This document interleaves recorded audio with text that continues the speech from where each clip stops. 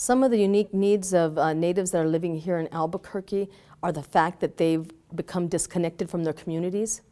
So they may be living in Albuquerque because of work, or maybe they never lived on the reservations, and maybe their families moved to Albuquerque at some point and they were raised here in Albuquerque, so they're very disconnected from their communities. So we're trying to reestablish their connection to their communities, if not necessarily the communities, at least with the Native American community. Our program is trying to address their cultural needs, and if it's not specifically for their own tribe, it's at least connecting spiritually back to the Native ways, and the Native ways of thinking, about caring about themselves and others and their community. And I feel like that's very important for them, for their well-being. I think that a lot of Natives that have lost their connection with their communities, it creates a big hole for them, and that results in some of the issues that they have. And so we're trying to encourage them to reconnect with their communities. So I think this program is a start. I don't think that it solves all of those cultural issues, but we try to encourage them to go back to their communities and make those connections with their extended family, their community, and it's just a beginning for them to start thinking about their spiritual needs. And I think that's very important to Natives in general. When you feel like you've lost that part of your identity, you don't feel like a whole person, and you can't really continue to function, and I think it, over time, continues to create more issues for you. And alcoholism, I believe, is one of them. And we, Native people already have issues with alcoholism. And so adding that part of being disconnected from their community, I think exacerbates that problem. As a lawyer, a Native American lawyer who's worked both in the tribal court setting and now in the state court setting, I find that the number one challenge in working with urban Native Americans is that they come from all different tribes and pueblos. And so trying to find a cultural component, because that is one of the quintessential things that sets our program apart from a regular recovery program, is that cultural component. Trying to find a cultural component that works for everyone can be kind of difficult. We have people from a variety of different pueblos here. We have people who are Dene and who are Apache, and so we have to we work with them to find a cultural component that will help them in their sobriety and their recovery.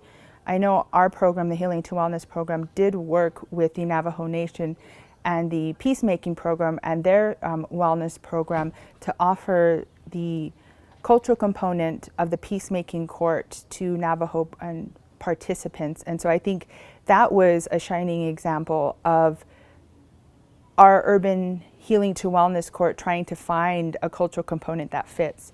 We also do other things like working with different pueblos to see if they can offer any cultural services.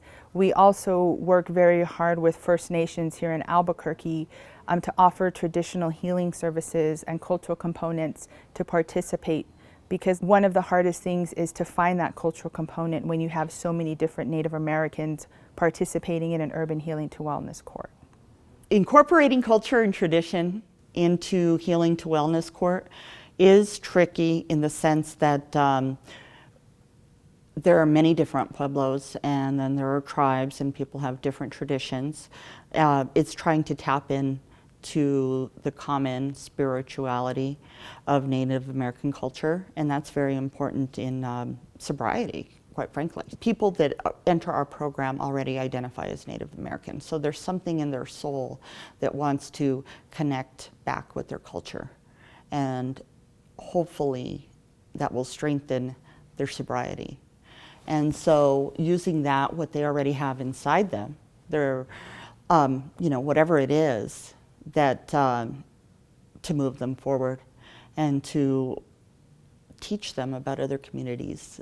They also, our participants really enjoy learning about the other Native cultures and see what they have in common and what they don't, and they go to each other's feast days and learn about each other's traditions and stories, and they get a great sense of camaraderie from that. So it is tricky. We have a couple of different things going on. We're trying to serve many different cultures. So As far as Dene, First Nations works with us, but they also have providers from other pueblos as well and tribes. And so we try to connect with them and try to do something that would be traditional for them and cater to that one specific tradition. In addition to that, one of the best things, I think, and one of the most beautiful things that we've had in our program was the peacemaking program, and hopefully we'll rejuvenate that. The Navajo Nation volunteered to come and do peacemaking sessions with our participants.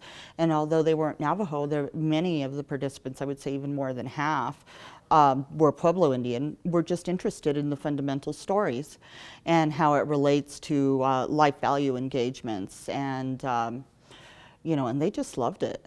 It was a really nice foundation, and hopefully we'll continue to do something like that in the future.